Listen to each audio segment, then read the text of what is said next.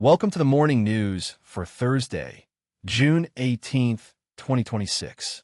It is currently 53 degrees and clear skies here in Parker, Colorado, heading up to a high of 87 and dropping back down to a low of 53 later tonight. We have a massive show lined up for you today, covering everything from a historic championship parade in Manhattan to a monumental shakeup in the world's most valuable companies. All right. Let's talk U.S. news, starting in New York City, where the confetti is finally flying again. It really is a historic morning in Manhattan as the city hosts a massive ticker tape parade to honor the New York Knicks' recent championship victory. It has been a painfully long championship drought for this franchise, and you can feel the relief and pure joy pouring out of the dedicated fan base today. Exactly. Entire generations of fans have literally never seen this happen in their lifetimes, making this a major milestone for the organization. The Canyon of Heroes is absolutely packed this morning, with millions of people expected to line the streets before the official rally kicks off at City Hall. It is a massive economic boost for the city too, with hotels, bars, and restaurants booked solid all week just for this celebration. Sticking with sports, the 2026 World Cup is in full swing, and England just delivered an absolute thriller on the pitch. Harry Kane showed exactly why he remains one of the most lethal strikers in the game, scoring twice to lead England to a thrilling victory over Croatia. That was a highly anticipated matchup with a lot of recent tournament history behind it, and Croatia certainly did not make it easy for them. No, they didn't, but pulling off that win secures crucial points for England as they advance further into the tournament group stage. Kane's second goal was an absolute masterclass in positioning and finishing under pressure. It really was, and it sends a strong message to the rest of the field that England's attack is clicking at exactly the right time. Meanwhile, over in Group L, we saw another critical fixture between Ghana and Panama. This match was absolutely vital for both nations, as they are both competing fiercely for a spot in the knockout stages of the tournament. The live updates and commentary feeds were going crazy as the momentum kept shifting back and forth throughout the match. Neither team could afford to drop points here, which made for a very tense, highly tactical game from the opening whistle. It is fascinating to see how the expanded World Cup format is creating these high-stakes, do-or-die matchups so early in the tournament schedule. Absolutely, every single goal differential matters now, and both Panama and Ghana left everything they had on the pitch. Moving from the pitch to the ice, the 2026 PWHL draft just wrapped up with a landmark moment for the Vancouver Golden Eyes. They used the first overall pick to select Caroline Harvey, which is a massive statement for the rising professional women's ice hockey team. Harvey is widely considered a generational talent on defense, bringing incredible speed and hockey IQ to the roster. She is, and this landmark selection positions Harvey as a true franchise cornerstone to build around for years to come. The PWHL's expansion into Vancouver has been highly anticipated, and landing a star like Harvey guarantees they will be competitive immediately.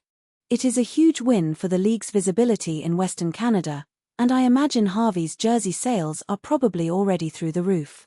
Unfortunately, the sports world isn't all celebrations today, as a major scandal has just hit the World Cup.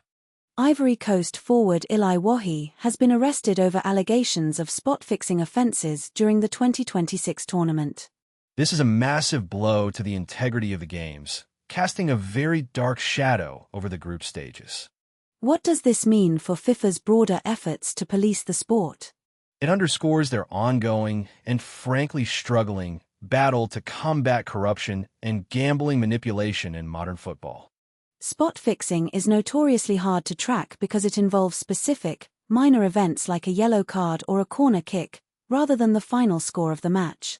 Exactly, and having an active player arrested by authorities during the biggest tournament on Earth is an absolute nightmare scenario for organizers. Let's pivot to entertainment, where Disney and Pixar are looking at a monster weekend at the box office. Toy Story 5 is officially projected to earn a record-breaking $150 million or more during its opening weekend. I have to admit, I was a bit skeptical about a fifth movie in the series, but that financial forecast is completely undeniable. It really demonstrates the enduring power of this franchise across multiple generations of moviegoers who grew up with these characters. Theater owners across the country have to be breathing a massive sigh of relief seeing these pre-sale numbers come in. Oh, absolutely. This provides a major financial boost to movie theaters heading into the highly competitive summer blockbuster season. Next up, we turn to global news, where tensions are escalating dramatically in Eastern Europe.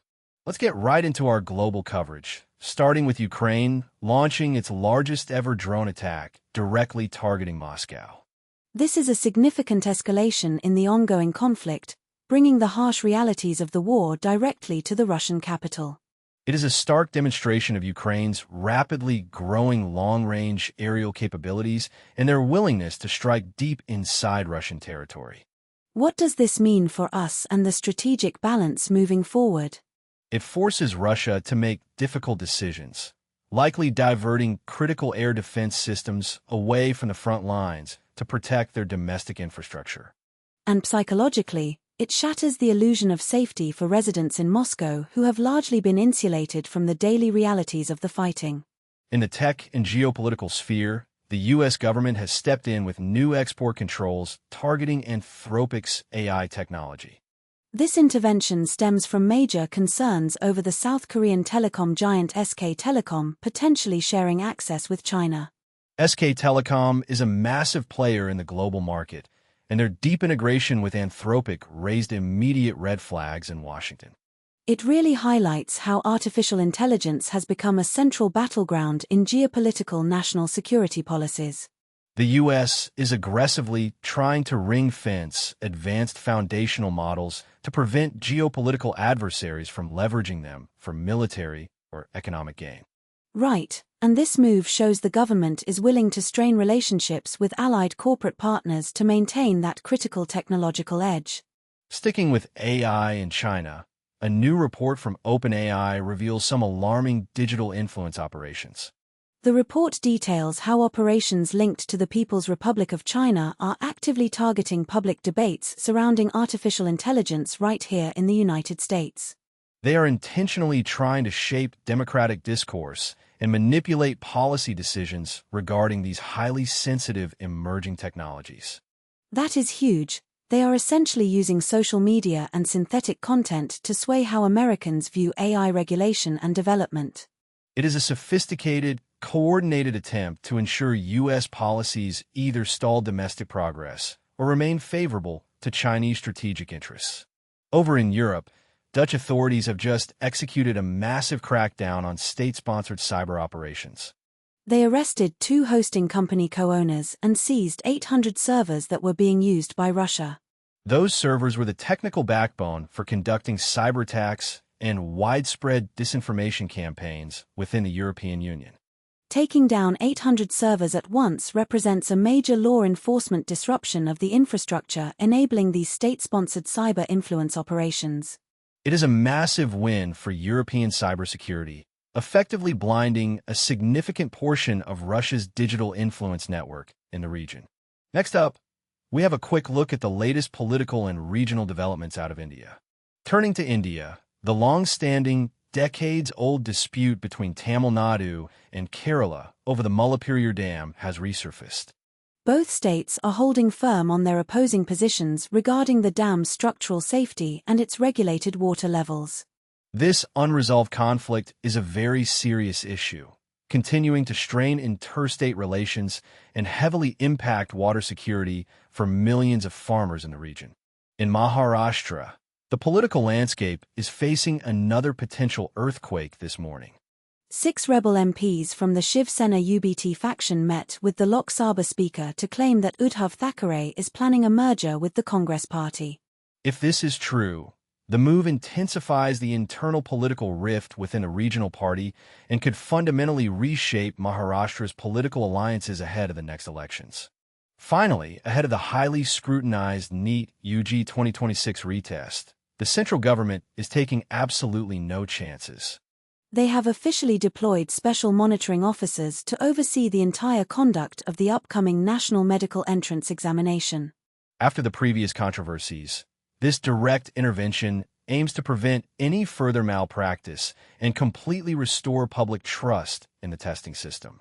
Next up, markets and finance, where we are seeing historic shifts in company valuations and global interest rates.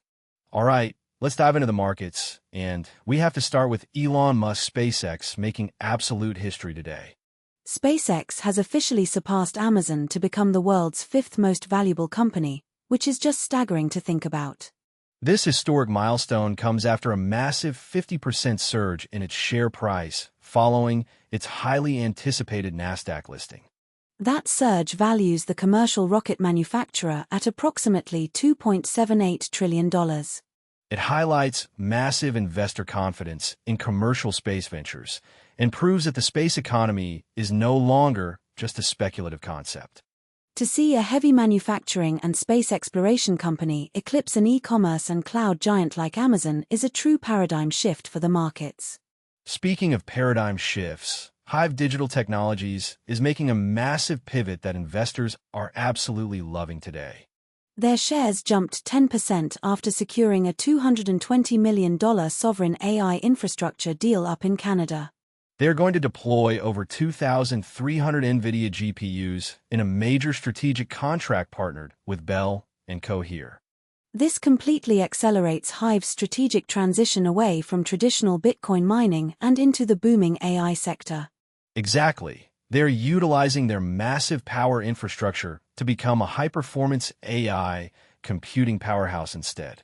It makes perfect sense from a business standpoint, as AI compute is far more lucrative right now, and the market is clearly rewarding them for the pivot. That ties perfectly into a broader trend we are seeing on Wall Street today, which analysts are calling the Great Rotation. Investors are aggressively rotating their capital out of the major Magnificent Seven tech stocks and traditional crypto assets like Bitcoin. Instead, they are pouring that money directly into semiconductor, memory, and space-related sectors. This massive shift highlights a suddenly cooling appetite for the traditional tech giants that have dominated index funds for the last decade.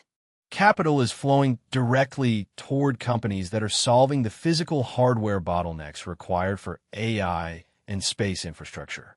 Right, the market is finally realizing that advanced software is essentially useless without the physical chips and power grids required to actually run it. And right on cue, Intel shares jumped over 9% this morning on some monumental partnership news. Intel announced they are partnering with Apple to design and build semiconductors right here in the United States. This partnership represents a major boost for domestic chip manufacturing and a massive victory for recent supply chain independence initiatives. Having a company like Apple move fabrication to Intel's U.S. plants is a huge vote of confidence in Intel's long-term turnaround strategy. Absolutely. And it perfectly illustrates that great rotation we were just talking about, prioritizing domestic hardware and physical infrastructure over pure software plays. Looking overseas, the Bank of Japan has sent absolute shockwaves through the global currency markets. The central bank has officially raised its benchmark interest rate to 1%, marking its highest level in 31 years. For decades, Japan has been synonymous with zero or even negative interest rates. So this is a monumental shift in their monetary policy. This aggressive policy shift comes in direct response to rising global energy prices and shifting macroeconomic pressures hitting the Japanese economy. It is going to have massive ripple effects on global bond yields, specifically impacting the yen carry trade that so many institutions rely on. That is huge. It fundamentally changes the math for global investors who have historically used cheap Japanese borrowing to finance other investments around the world. Finally, in finance, CME Group Chief Executive announced plans to sue the CFTC over its recent approval of Kalshi's perpetual futures product.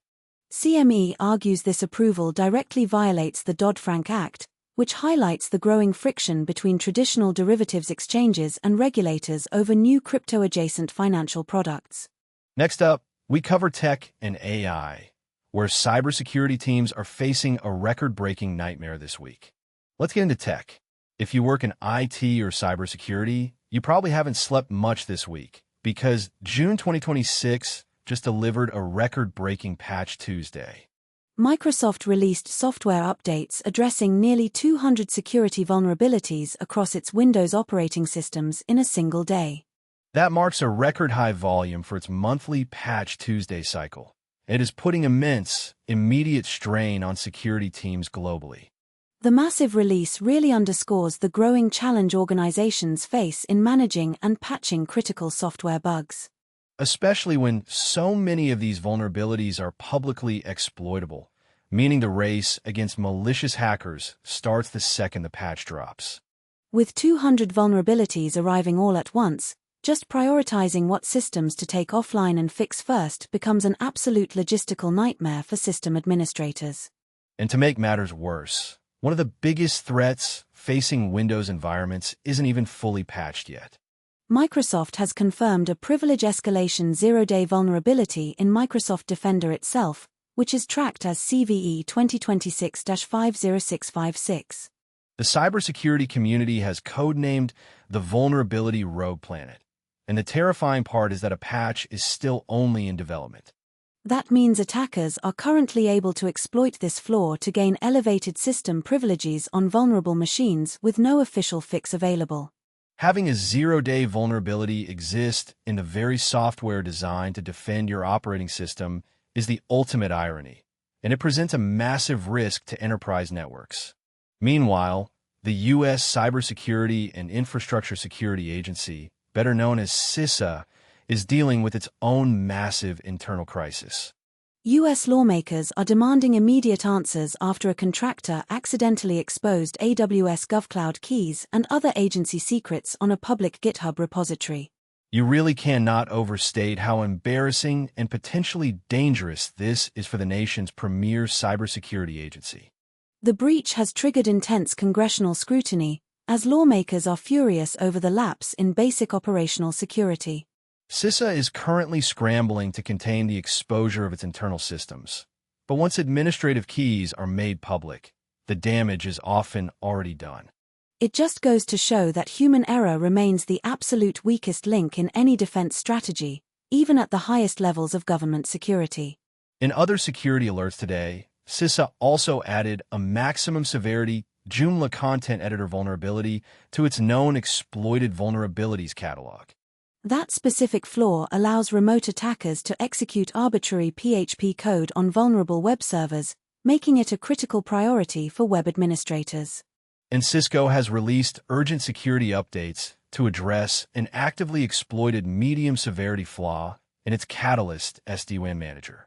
The vulnerability allows authenticated remote attackers to create unauthorized files on the system, which could lead to further network compromises if left unpatched.